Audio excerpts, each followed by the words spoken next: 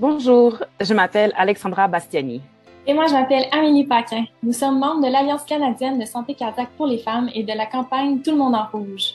La journée Tout le monde en rouge est célébrée chaque année aux quatre coins du pays le 13 février pour attirer l'attention sur la santé cardiaque des femmes. Pour la campagne de cette année, nous voulons vous transmettre 5 messages clés.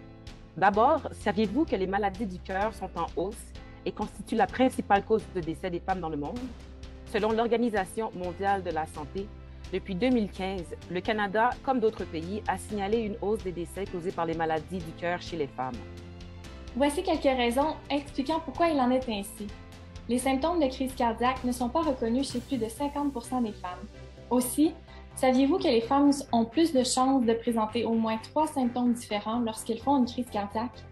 Les symptômes les plus souvent rapportés sont une douleur, pression, oppression ou sensation de brûlure à la poitrine, une douleur à la mâchoire, au cou, au bras ou au dos, de la transpiration excessive anormale, de l'essoufflement, des douleurs ou inconforts à l'estomac ou des sensations de nausée ou d'indigestion. De plus, les femmes sont plus susceptibles que les hommes de présenter les symptômes additionnels suivants, soit de la faiblesse ou une fatigue inhabituelle, une douleur au dos, à l'épaule ou au bras droit, des troubles du sommeil, des étourdissements ou vertiges, ou un rythme cardiaque rapide ou irrégulier. Si vous pensez que quelqu'un fait une crise cardiaque, demandez de l'aide médicale d'urgence. Les causes des maladies du cœur ne sont pas toujours les mêmes chez les femmes et les hommes.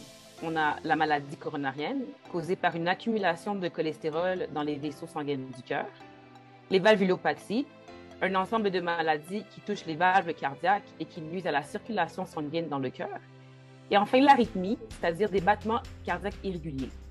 Ce sont toutes des causes courantes de maladies du cœur. Les femmes sont aussi plus susceptibles que les hommes de présenter une dissection spontanée de l'artère coronarienne, communément appelée SCAD, qui est une déchirure des vaisseaux sanguins du cœur.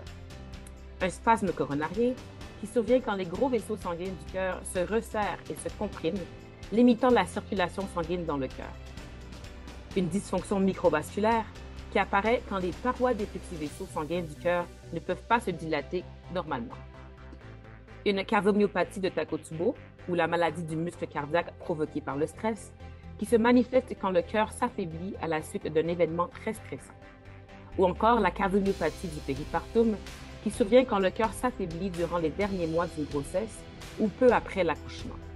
Ainsi, les femmes présentent parfois un risque plus élevé de maladies du cœur que les hommes. Les femmes autochtones au Canada sont particulièrement vulnérables aux maladies cardiovasculaires, alors que les femmes d'origine sud-asiatique, afro-caribéenne, hispanique et est-asiatique présentent des taux plus élevés de facteurs de risque cardiovasculaires.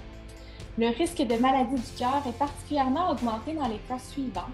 Lors de certaines complications de la grossesse, comme par exemple une naissance prématurée, un diabète ou de l'hypertension pendant la grossesse, en présence de ménopause survenant avant l'âge de 45 ans, en présence d'un syndrome des ovaires polykystiques, soit un trouble hormonal qui entraîne des menstruations moins fréquentes ou prolongées et qui accroît le taux d'hormones masculines, en présence de maladies inflammatoires ou auto-immunes systémiques comme la polyarthrite rhumatoïde ou le lupus, en présence de tabagisme et en présence de diabète.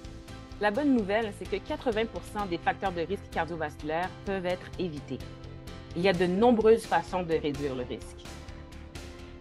Par exemple, faites de l'exercice régulièrement. Adoptez une alimentation saine et variée. Gérez votre stress. Cessez de fumer et de vapoter. Limitez votre consommation d'alcool et d'autres substances. Et passez des tests régulièrement. Nous souhaitons que vous preniez soin de votre santé et de votre bien-être cardiaque de façon consciente, éclairée et proactive. Parce que pour prendre soin des autres, vous devez d'abord prendre soin de vous. Pour en savoir plus sur les particularités des maladies du cœur chez les femmes et sur les mesures à prendre, visitez le site toutlemondenrouge.ca ou parlez-en à votre prestataire de soins de santé. Et joignez-vous à nous pour la journée Tout le monde en rouge le 13 février.